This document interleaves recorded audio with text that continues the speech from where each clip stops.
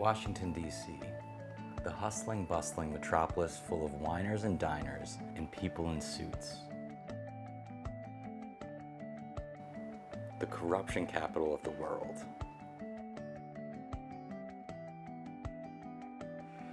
Corruption. But corruption doesn't start at the Hill. It starts in our homes. It starts with the death of courtesy.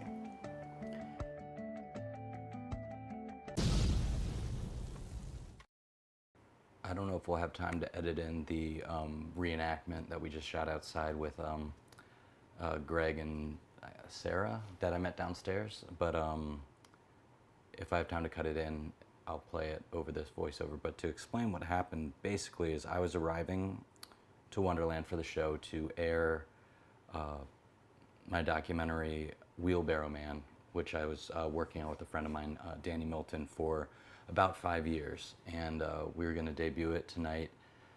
But as I pulled up and was getting out of my Uber with a bunch of tripods and stuff, because I came from a shoot in Arlington, I pulled up in my Uber on Kenyon, right in front of the bar by the bike racks, and as I'm stepping out with all my junk, I see Max Wolfson walking in.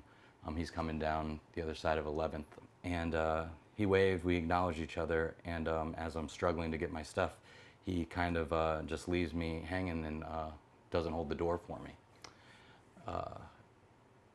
And I thought that was extremely rude and unlike him. And you see so much of that.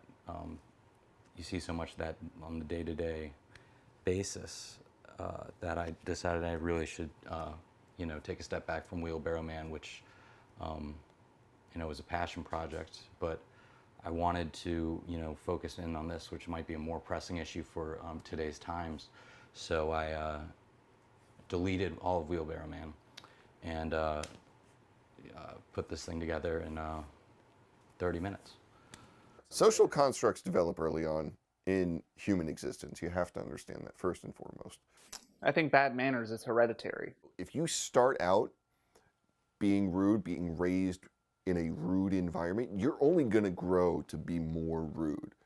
My name's Darvin Justice. I'm a social studies and anthropology teacher at Lincoln Middle, 5th through 8th grade. It's when the mind is budding.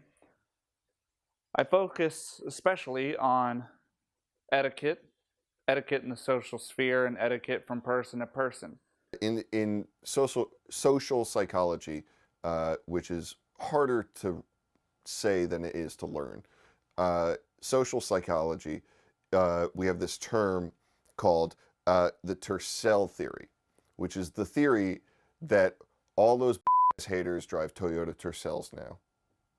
Did you come up with that theory?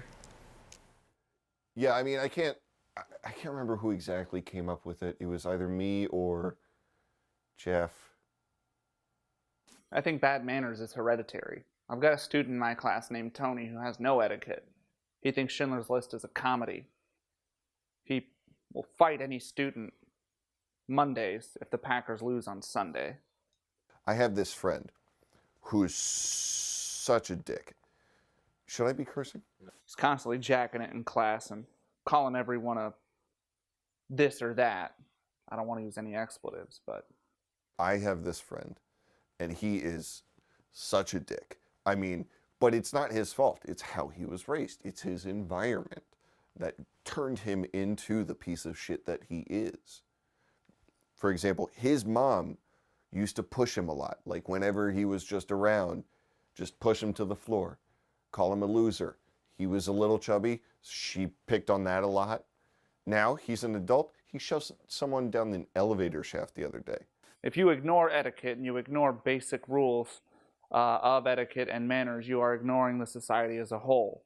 You're most likely dealing with an isolationist, probably someone who has sociopathic and pathological lying tendencies, someone who probably didn't vote for DC to have statehood because he didn't know to flip his ballot around. I believe all of these are indicative of Max.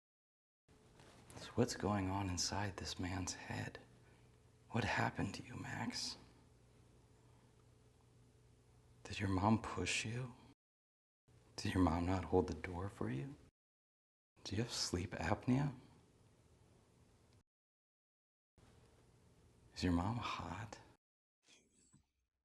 All moms are hot.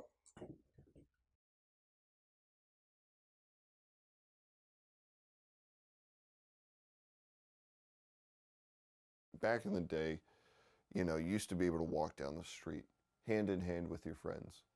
Now,